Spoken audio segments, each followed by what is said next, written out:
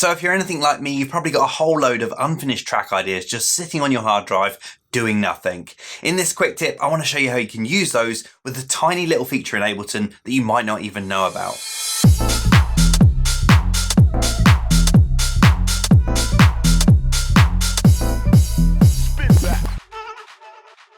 So welcome back to my channel, and if you haven't seen these videos yet, I'm doing a brand new music production tip every single day of January. 31 days, 31 tips, and today I'm talking about unfinished track ideas. Now you probably have these just littered all over your hard drive, just like me, and these might be ideas that you just kind of haven't found the right sample to finish them off, or maybe you just got bored of that idea. Now that doesn't mean they're complete garbage. There might be something in there that you could actually use, and there is actually an amazing feature within Ableton to do that. So let's jump into Ableton and I'll show you exactly how to use that. So we've got a brand new Ableton project here, and what I want to do is I want to show you how you can get ideas from your previous projects. So the ones that you maybe might have abandoned because you got bored of or couldn't find inspiration for it. Maybe you could use parts of those tracks. Now, one of my favorite features of Ableton is the browser, and the part down the bottom where you can customize it is probably my favorite bit.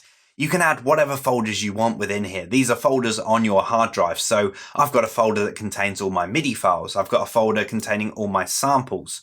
But one of my favorite things is that I add the Ableton folder within here. So the Ableton folder is where I store all my Ableton projects. Now I've got all my projects within here, ones that I'm working on, ones that I've worked on in the past, and quite often I will just keep ones in here that are just kind of ideas, almost ones that kind of I might come back to at a later date. Now, every single project you have within Ableton is a folder, basically. When you create an Ableton project, it creates a folder. Within that folder, you have subfolders for samples, for example. So if you've recorded anything within there, if you've kind of used a mic or anything else like that to kind of record stuff, or you've consolidated anything, then the folders, the samples that you've done are within here. Now, obviously, you could open that project up and then edit that idea. But a great feature that you might not know about is the fact that you can actually take one of the projects within here. So we have this project within the project folder, and we can actually hit this arrow here and see all of the different layers within it, all of the individual audio and MIDI tracks within that project. So for example, within this project, we can see that we have 6 different tracks within it. I've got a synth shot of some sort. I've got an instrument here, and then I've got a few audio tracks and another pad instrument here. Now, it's an idea, so I haven't actually been labeling it up as I've gone along. So yeah, it's kind of a bit hard to kind of figure out what these audio channels are. But we can see here that we have a synth shot, for example. Now, this probably has a melody on it. Now, what I can do is I can click and drag just this single track from that project into my brand new project. And this then allows me to use that idea, that kind of pattern in a brand new track.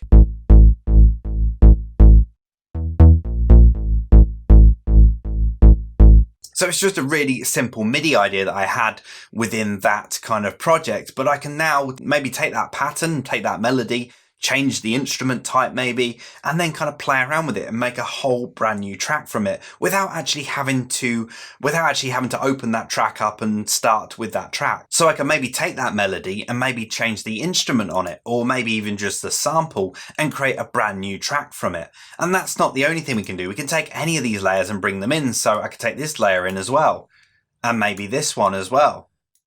So as you can see there now, I have 3 layers of melodies that I can then start adding some drums to.